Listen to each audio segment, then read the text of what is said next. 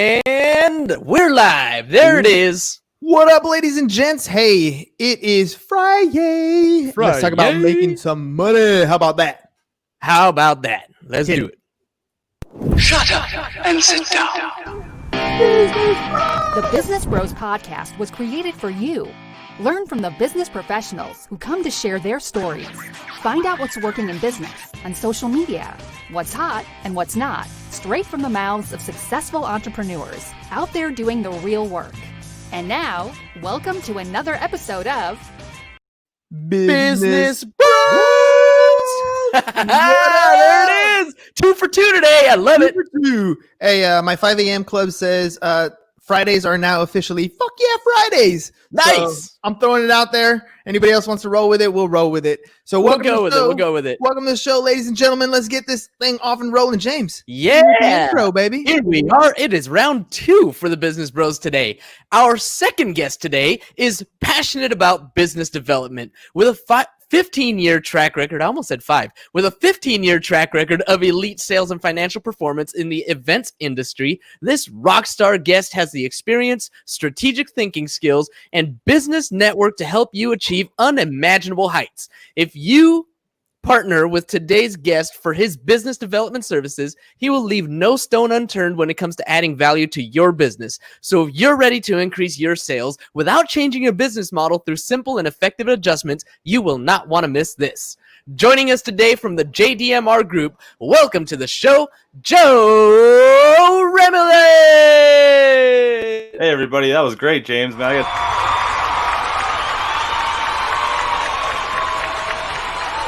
My bad. I cut you off a little bit there.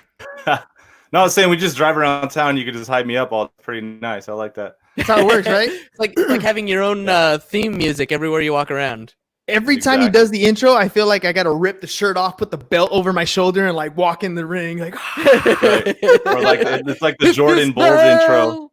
Yeah, exactly. The lights. Too good. Well, welcome to the show, Joe. Thanks so much for joining us today. Yeah, thanks for having me, guys.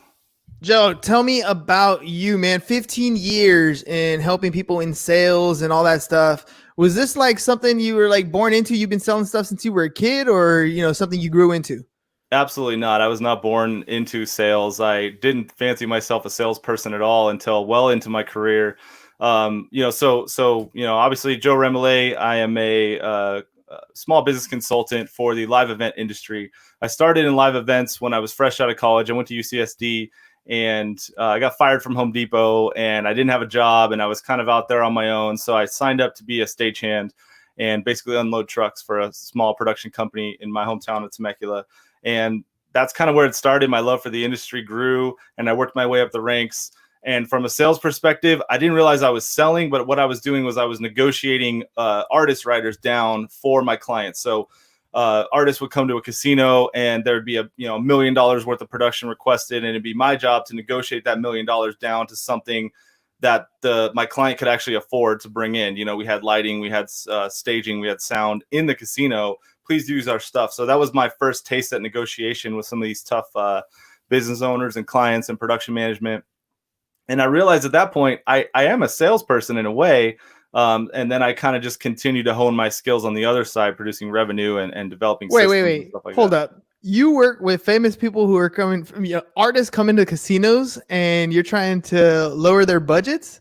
Yeah. So, casinos, festivals, kind of, obviously all the things that are turned off right now were turned off immediately in March. But all those type of environments is what I've been working in the last 15 years. Correct. Oh, dude, you got to have some good stories with some celebrities. Be like, you mean I'm not going to have this at my event? Like, this is a must. Yeah. Come on, man. Sure. Share some stuff. You don't have to drop any names, but share me some stories. So there's or drop some names if you feel Yeah, exactly. Or I want some names. I remember doing a show for Pitbull, and this isn't going to be a knock on Pitbull, but we're doing a show for Pitbull.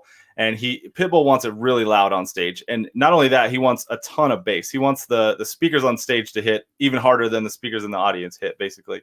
So he runs over to the monitor board and he's yelling at the audio engineer. I'm standing right next to him. And he keeps punching himself in the face. Like during the show, the fans are still kind of tuned in. It's in between songs. and he comes over to the monitor board and he's like, I need to feel it. And he's like punching himself in the face. And I just remember thinking like, we're never going to be able to get it loud and, you know, put enough bass through this thing for Pitbull to be happy. So that's just one of the many stories I'm sure I could tell. Oh, bro, dude! Like the wife and I are like Pitbull groupies. There you go. We've been going to concerts of his. I don't know, like He brings it though. He's super passionate. He brings it every single Yeah. time, man.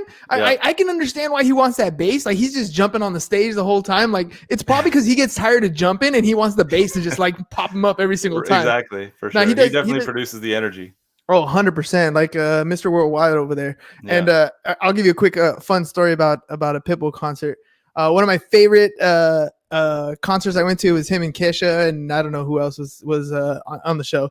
First of all, it wasn't a great experience in the sense that I had too much to drink that time, so it wasn't that great. But I remember being, walking into the place, and I'm bald, right? And so these people, I wasn't the only one intoxicated. A lot of people are intoxicated. And I had people coming up to me and like, oh, can I take a picture? I had glasses on. They're like, oh, Mr. You took Worldwide. advantage of that. I know that. It was so funny. My wife kept looking at me like, really? You're going to take a picture with these girls? I'm like, hey, they came up to me. What am I going to do? When in my life am I ever going to get a chance to take that picture, right? Yeah, Exactly. No, man, you get to work with some of the greatest people in the world. And it's going to take a certain type of like finesse to try to get them down from things that they're used to. They're used to getting certain things to produce their shows. Yeah. So to be able to do that, it's you can't come at it like from an a-hole point of view. You actually have to come at it from this is what we can provide. This is how we can best provide you what you're looking for, that sort of stuff, right? Yeah, you got to be surgical. You got to do a little bit of both. You got to win them over. You got to show them that you care, but you're really trying to get, the bill down for your client. Because at the end of the show, they already paid, six figures for Pitbull to come in. And, the rider's going to have another 6 figures worth of gear in it that you got to try to get Pitbull to sign off on. And sometimes you cut corners and you got the guy over there punching himself in the face saying you can't make your show loud enough. And you're like, it's already, we're already in the middle of the show. So not much I can do for you, Mr. Pitbull, Mr. Worldwide. He's quite the businessman, dude. He's one of those, he really took himself to the top. So I'd imagine he's quite a negotiator himself.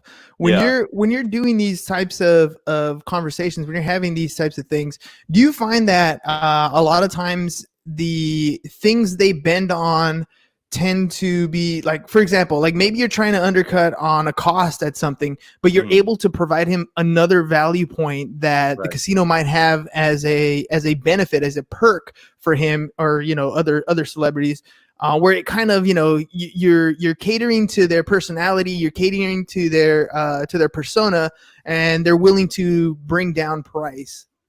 Yeah, that's always you got to give them something, and you got to know where to give and kind of where to hold the line. You're never negotiating directly with the artist. Obviously, they have a production manager, but you'll find that production managers almost mimic the mentality or the thought process of the artist. So you're basically working with an extension of a Pitbull or a George Strait or a Drake or whoever ultimately the event is for. So, but you definitely have to be surgical with that. Yeah, okay. We understand that those lights do a certain thing and you need those lights, but the speakers are all the same. Can you just give on the speakers so we can save the client a couple $100,000 or $50,000 on monitors? And usually if you put together a logical argument that's kind of half, look, I'm really smart at knowing this equipment, and half, I'm a good salesperson, that you could come out with a good outcome.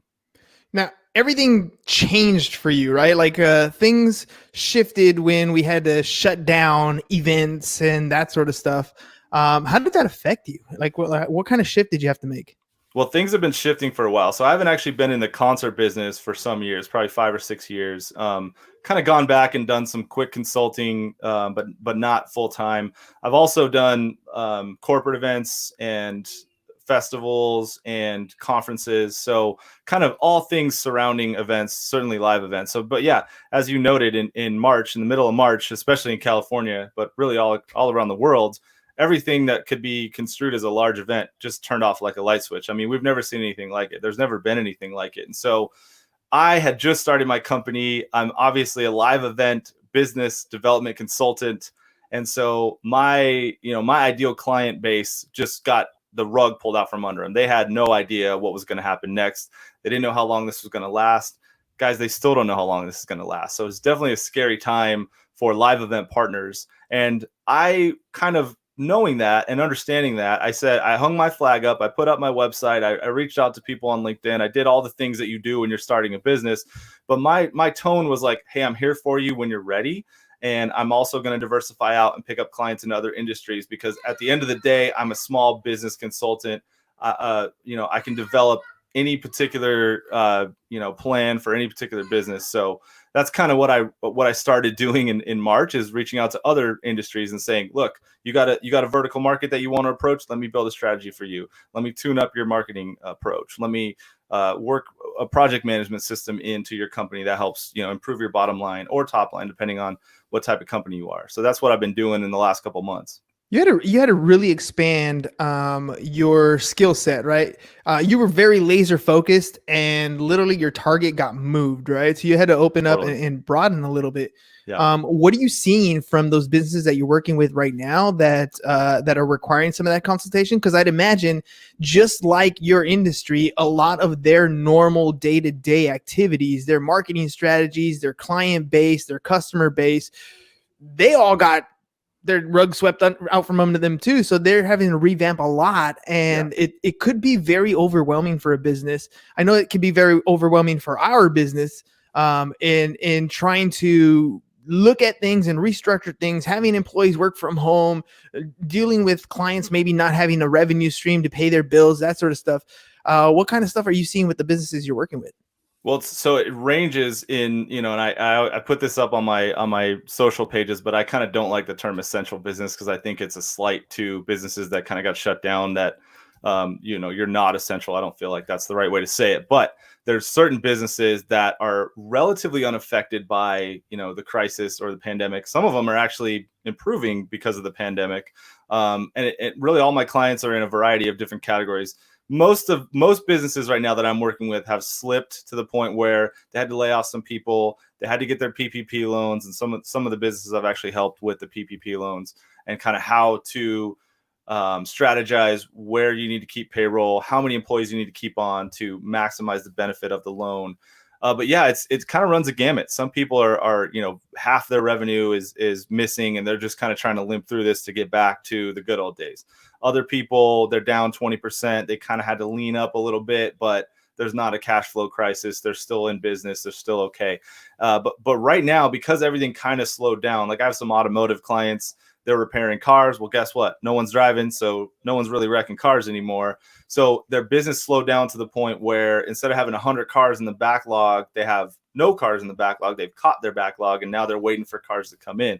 And so we find that it's a good time to install a process, to build a sales strategy, because the speed of business has slowed down, and somebody like me could come in and quickly assess, okay, I see what's going on. I could look back and see what happened when things were busy. Now is actually a great time to build those processes. So we had a Facebook question a little bit earlier on when do you think events are coming back, and I'm gonna kind of elaborate on that question. We're just like what you're describing. We're doing the same thing with our business. We're implementing systems and processes in place because you have the time to do it. Like, now is the greatest time to do it. When do you think a lot of these things are going to come back? We're going into phase 2 here in San Diego, and things are starting to open up. But when do you think it's going to come back? Do you even have an idea? Do you have like any pulse out on what you might hear? I read an article 2 days ago that I was really intrigued by, because it was by the CEO or the president of Bandit Lights, which is a Tennessee, they're a Nashville-based company, lighting company. They do a lot of tour lighting for all these different acts, not just country, all over the spectrum. And basically what that guy said is everyone in the event industry is waiting for June 30th. And it kind of like, when you read the headline, you're like, well, what happens on June 30th? Like, it's the end of the fiscal year. Like, why are we waiting for June 30th? What's the big deal?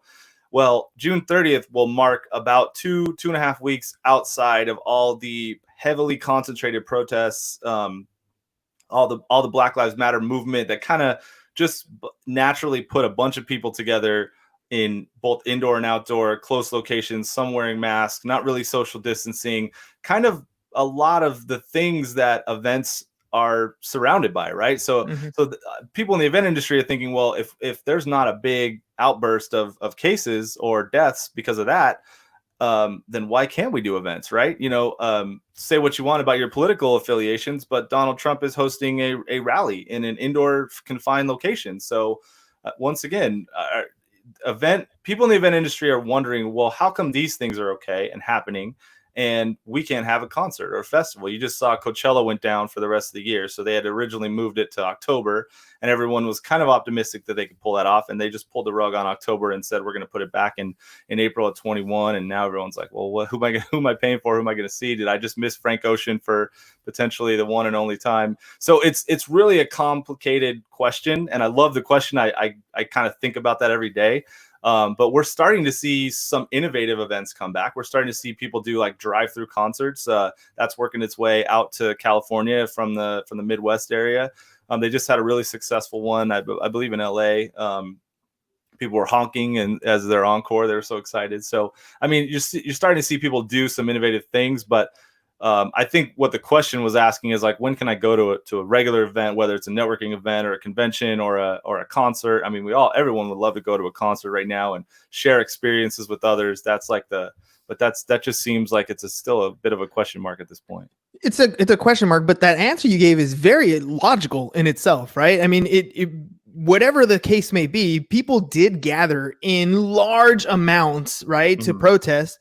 And so whether or not they did it on purpose to, guinea pig the whole situation, they became the guinea pig. So yeah, the fact that we go 2 weeks after that and we can see, well, did the numbers spike up? Is everybody good? I mean, if you couple the Black Lives Movement along with graduations, right? We saw a lot of drive-by graduations here in San Diego, and I remember we were watching it on news. So I teach school in the morning. My wife teaches high school also. We kind of flipped a coin. She went to the graduation ceremony. I stayed home with the kids, and she's telling me, she's like, hey man, it's gonna be on the news tonight, so check it out. I was like, all right, cool. So we threw on the news, and they showed 2 graduations. The one she was at, the teachers are wearing masks and they're kind of close together. The kids aren't wearing masks. They're just driving by and like celebrating, graduation.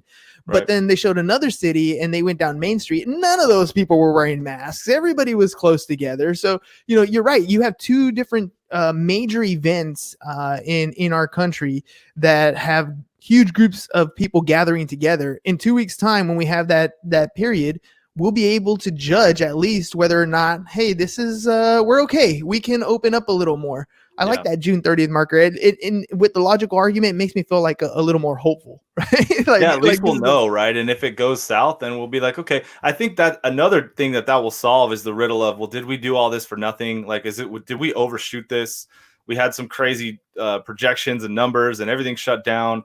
And obviously there's people that believe one way or the other. I'm of the mindset of like, I don't know. I don't really know if we did the right thing or not as a country, as a city, as a state. But, I think on June 30th, we'll find out, because there was a lot of people broke those rules real quick. And for better or for worse, that's going to set the barometer of, okay, were we overly drastic with some of this stuff? Like, why do we have to shut down? Why could you go to Walmart and get a shirt, but you couldn't go to a bookstore and get a book? Like, I don't know. Those 2 things don't really, like, some of this stuff doesn't make sense. And I'm not saying it's supposed to, because it's a pandemic, and guess what? Like, they only come around every 100 years. So yeah, we had to kind of figure it out as we go. Yeah. For sure. It could have been a lot worse, but it is what it is, man. I like that. I like the thought of the end of the month, the end of June, the end of the fiscal year, a lot of different ends to start a new beginning, right? That's a great way to work it. All right, we're going to...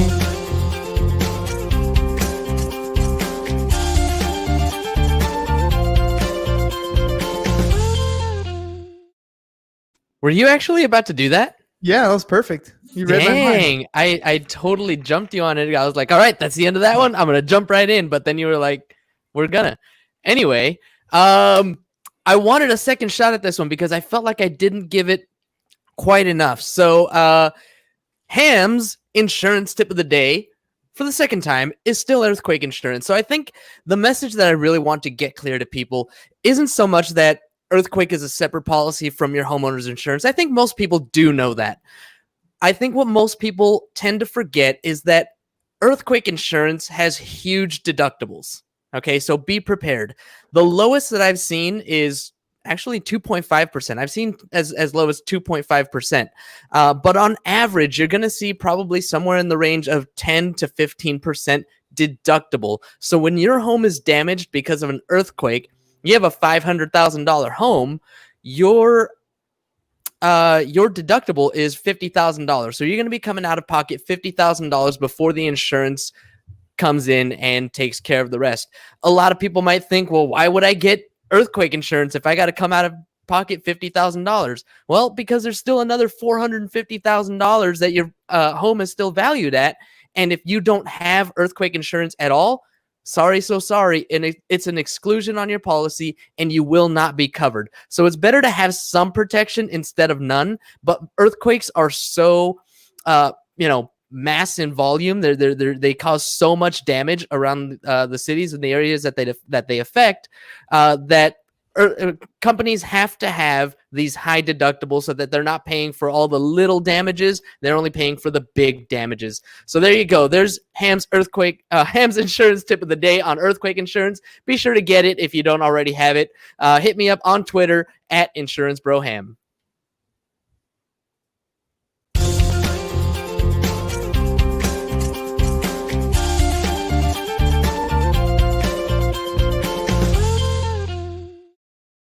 By the way, we live in California, dude. It's like that's a thing. Like in the other parts of the country, it might be a tornado, it might be a hurricane. For us, earthquakes are just a thing. And wildfires. Right? Earthquakes and wildfires. So. Earthquakes and wildfires. Probably had 3 earthquakes during the show already. Yeah. Right? Yeah. Probably, yeah. Don't scare everybody else in the country. Actually, you know what? Let's scare everybody else in the country. That way you guys aren't coming over here and trying to buy up all our properties, raise our property taxes and property What are you prices. talking about? We already have like the highest values in the country. I know. It's crazy. It's the weather, man. Yeah.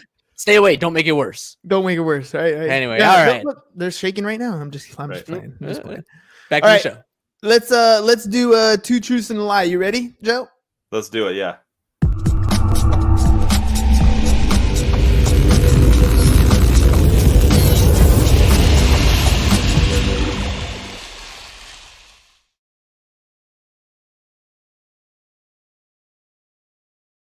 All right, so we're bringing James back into the mix here. Yeah. So, Joe, here's how it works. You're going to tell us 2 truths and a lie. James and I are going to try to guess which one is a lie. Now, I'm going to premise this one. James, he worked with Pitbull, so some of his truths and a lie could be quite extravagant here.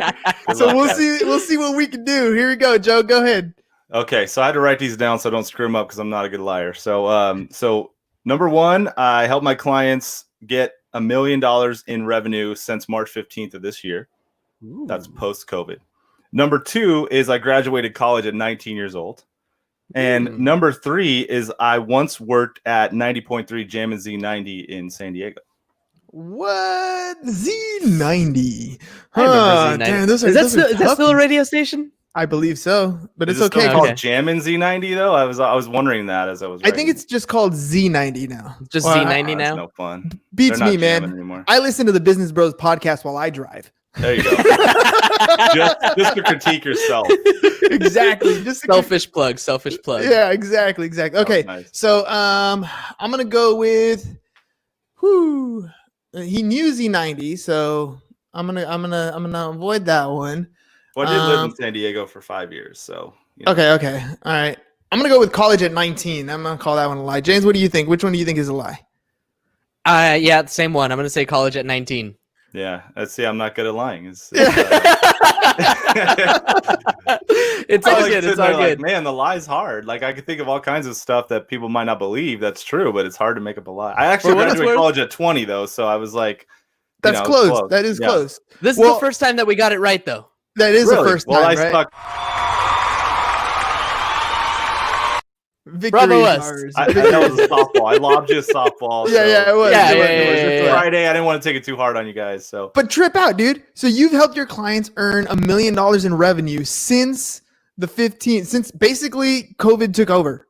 Basically, yeah. So a lot of that was, getting clever with contracts because people have in the event business, people have terrible contracts, right? So when everything was shutting down, my first instinct was like, well, let me call some of my partners and say, hey, people probably owe you money, or they probably, there's probably an event that got canceled that they're going to try to pull the rug out on you. And, let's look at these contracts and see what we can do. So anyway, through that process, through a couple vertical builds in sales development strategies, I've actually earned my clients about $1.1 to $1.2 million in the last 3 months, starting right about when COVID hit. See, and it's things like that where I don't need much of a resume, dude. It's like, look, I have results. Let me show you results. If these are the results you're looking for, this is why you hire me. Exactly, right? That's what it comes down to, especially during these times where we're having issues, increasing that bottom line. We're looking at things that we need to cut on the expense side, Right. but we fail to look at that revenue side and figure out, look, there's other ways for us to generate revenue to offset some of these costs. Yes, fine tune your business. Yes, trim the fat. But there's also that top line that's called revenue. That's another place where you need to focus your attention on. Shift what you're doing, take advantage of the database and the customers that you already have, and find ways to service them. And that's huge when it comes to what it is that you're doing. All right, you had that other truth. You were here in San Diego 5 years ago with Z90. Tell me about that, dude. I imagine you were in the sales in the sales gig on that part. No, so in college, so I went to UCSD, like I said, and in college I just picked up an internship because I was a communications major. And so one of my first internships was a Clear Channel, and they put me in Z90. I was a huge hip hop fan. I still am a huge hip hop fan. So that was like a natural. I knew somebody who was another intern. So I think it was my sophomore year at UCSD. I was like, I got to go get an internship at a hip hop radio station. So I went up there, and honestly, I loved working at Z90. It was great people in the Clear Channel family down there in San Diego. And it was a blast, absolute blast. Did you know DJ Play, Carlos, DJ Play? He's one of the. This was, so I don't know how when he came around, but this was 2004 to 5, maybe I was there. He might have been there around that time. So he's a guy I went to high school with, and really? he'd been. I mean, he always had that radio voice, right? And so he'd been working with Z90. I don't know if as an intern, late night DJ, whatever. Since we were in high school, dude, he's been there since. So it's kind of cool to meet with people in the radio gig. So I want you to kind of make a comparison now. You were in the radio business, and now like podcasting has just like swept I can't even call them airwaves because we're on the internet waves, but it's a whole new medium that people are listening to. What advice would you give me as a podcaster that could help me from your experience in radio? So it's funny. So I listened to a bunch of podcasts. I used to commute an hour each way. So I was like, ripping through podcasts like nobody's business. I mean, that's really all I did, whether it was murder investigation, whether it was, about a topic or history, sports. Obviously, I'm a sports fan, music. So I think, but the best podcasts I've ever really listened to are just really great at the art of storytelling, and they let you take a journey with them. And they're not perfect, right? Sometimes when a podcast is like too buttoned up, you're like, this isn't real life to me, like that. I can't relate to this. So it's funny that you asked that, because I'm actually me and my buddy John Case, who you guys have had on the show, have been talking a lot recently about starting a show, maybe a podcast, but definitely a show of some sort. And so we got it to the point where we just pushed out our first video on YouTube of the show. We cut the show last Sunday. We're kind of putting it out in segments. We're total rookies at this. We're asking people to just kind of ride along as we build this. But my advice to you is ask great, engaging follow-up questions. You guys are already, you're great at this already. But it's my favorite thing in an interview format podcast like this is like, ask the question that was on my mind when the guy said whatever he said. Like when your listener said, well, ask him when events are coming back. Like, that's a great follow-up question. Like, you got to be able to be in your listener's head and say, well, this is exactly what they would want to know right now, and then ask that question. And when you're in your car as a listener, you're like, hell yeah, that's exactly what I want to know. That's the question that was on my mind. So I think that's the best advice I could give. But I'm still making my way in this industry as well. Yeah, no, I love that advice. And it's weird because it's one of those like limiting factors that you place on yourself. It's the same reason why you're afraid to pick up the phone when you're in sales, the same reason why you're afraid to knock on that door. You're always worried about what that other person's going to say, and you need to overcome that fear, period, in almost any industry. Podcasting the same way. When I'm interviewing somebody, early on, it was something I'd want to ask, and I would stop myself because I'm like, I don't want to offend them, or I don't want to sound the wrong way. And now I'm just like, now I got to the point where I'm just going to ask it, and I'm just going to go like with whatever. Like, for example, you said you liked hip hop. Who's your favorite rapper? So my favorite rapper is J. Cole. My favorite rapper of all time is not J. Cole, but my favorite rapper right now is J. Cole. My favorite rapper all time is Jadakiss. So kind of a little bit of old school, a little bit of new. But right now, J. Cole, everything he does is just, in my opinion, just right on. So I'm just following him. See, I'm an Eminem fan. I know Yeah. everybody, dude. He's got such command of the English language, syllable rapper. Like he's just Yeah, he impressive, dude. definitely he doesn't ride the beat. He weaves around the beat, right? That's the impressive part about Eminem for sure.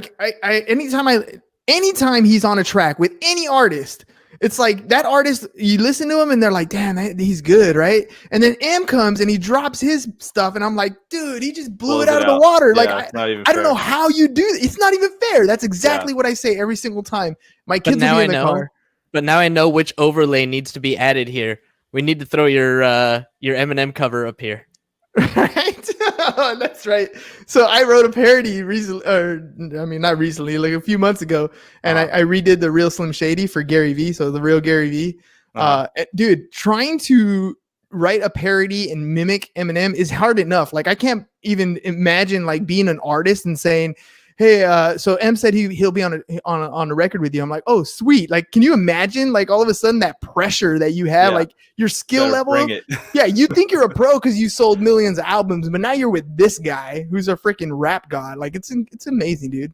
What'd you think of the album? Was it Music to Be Murdered By or Songs to Be Murdered By? I can't remember. Yeah. The name, but the latest album. What'd you think of it? Dude, I think he killed it again. I mean, I thought some of the rappers that he brought on, right? Like I didn't think they did very well. He's kind of been doing that though. He's kind of like his last 3 albums, he's taken some risks on who he brought on. But maybe that's like to pump himself up, right? You're like, okay, clearly this guy's a legend and he's bringing on people that he's just trying to kind of bring up and through the ranks. See, I think that's how people see it, but I think it's the other way. I think it's more like he's like, dude, I already have reached the epitome of myself. Like I compete with myself. I don't compete with any of you. He's like Tiger Woods of freaking rap, right? Like I don't compete with Michael Jordan. Same thing. I work to get myself better. Kobe Bryant, same thing, right? So I think he's at that status, and I think it's more of a look. I see you hustling. I see you doing your thing. Let me give you a shot. Let me let me give you the opportunity so that other people can hear you. The only thing is, you're right. It sounds like look at this guy. He's on here. He's cool, and then boom, M shows up and like. You know, it's a whole different ballgame, but at least we know who that person is. Yeah, exactly. Kid, sit down. Daddy's here. Yeah. Dude, I just imagine like not in my house. Right. No, man. Hey, dude, I just want to say, you know, I really enjoyed having you on the show. I episode number 1 is a start. Yeah. My advice to you is make it a lifestyle. Whatever it is that you guys are gonna do, I mean, John, Mr. Real estate attorney John, he's a cool guy. I remember having a conversation with him recently, and I think we were talking about getting you on the show. Yeah. And literally, I was shopping at Walmart, and it was during COVID, and he said that he had been talking to you over playing video games. Right. And you asked him about, hey man, you want to go to Walmart? And he's like, this is the world that we've come to. My boy's asking me out on a date to go grocery shopping. Get your mask. Let's go. Come on. Let's go. Get your mask. Let's go. Right. But whatever it is that you guys commit to do, pick a day that you're going to do it on and just continue to do it every single day. Make it that lifestyle. Like once it's on your calendar, stick to it. And you're not going to be great at first. You're going to have to feel your rhythm with that other person. But you're going to get better as you stick to it. So, practice makes perfect. And that's a lie because there's no such thing as perfect. Perfect is the enemy of done. But it's a place to strive for, right? So you can work towards perfection. Yeah, 100%. I kept telling John there's a documentary on HBO with J. Cole when he released 2014 Forest Hills Drive, and at the end of when he finally made the album, right? He doesn't want to put it out. He listens to the album in every single device he could possibly listen to, whether it's an iPod, whether it's his car. He's in his bike driving down the street or riding down the street listening to it. He literally breaks this thing down on every device, and he goes back and he tweaks and he makes perfections. And then finally he puts the album out, and I'm like, that's going to be us. Like we're going to, but instead we're going to stumble through this thing for everyone to watch, and we're finally going to get it right at some point, or at least to the point where we're happy with it. And then, we'll be J. Cole putting out his album, trying to get it out before the year ends, which is that's what it is. That's what it takes. That's exactly what it takes. All right. Before we end, I want to make sure I give shout outs to everybody, Bonnie, Ashton, Jeff, And of course, John was on the show. So thank you guys for There joining he us and commenting. There were other people who joined us, of course, all the viewers and listeners. We appreciate you guys too. Make sure you guys follow us at Business Bros Pod so you guys can jump on the comment section. We can feature you guys' stuff, join the conversation. And of course, look, you guys got events coming up. You guys need a little bit of structure and figuring out what to do. Check out my boy Joe here, JDMR Group. Go to his website, jdmrgroup.com. Figure out more about what he's doing. If you're in business, you need a little help, a little guidance. There's so many different professionals that we work with. Joe's one of them. Go ahead, check out his stuff. And Joe, man, I hope that the entertainment industry comes back sooner rather than later, because I'm gonna hit you up for some concert tickets, brother. Like, right. Everyone wants to go to a concert right now. We can't wait. We're like, the next time Pitbull comes in, I'm gonna be like, Joe, you know what's going on, man. Come on, hook it up, brother. Right. Let me know. I want to buy some of those front row tickets, meet people backstage. Oh, man, the wife would love that. All right, brother. Thank you very much for being on the show. Yeah, I really appreciate it, guys. Great job. Thank you. Ladies and gents, enjoy the rest of your Friday afternoon. Have a great weekend. We'll see you again on Monday. Peace. Bye-bye. And we're out. Thank you for listening to the Business Bros Podcast. Are you looking to get more clients or to increase your income? Hernan, the business bro, can help you generate referrals through the power of podcasting. And James, the insurance bro with Pipeline Insurance, can help you effectively add insurance to your existing business. If you are ready to create wealth today and generational wealth for tomorrow, email businessbros@seeusfirst.com to schedule a free consultation. Or join the Business Bros Network, www.businessbros.biz.